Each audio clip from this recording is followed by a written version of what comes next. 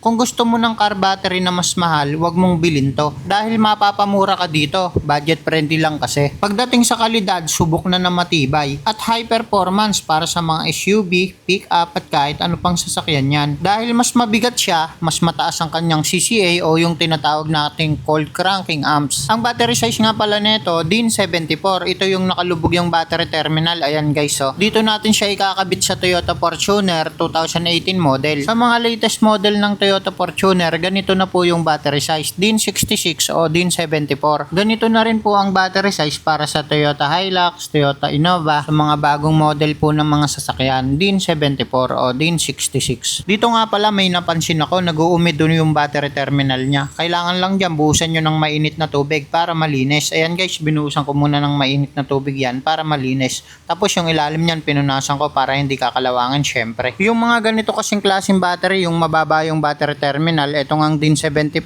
o DIN 66, mas mahal kasi siya compare sa 2SM, 3SM. Kaya kung naghahanap ka lang ng budget friendly, isa to sa pwede mong pagpilian, Megaforce. Recommended to dahil subok na po namin yan. So ayun lang mga guys, maraming salamat, sana nakatulong.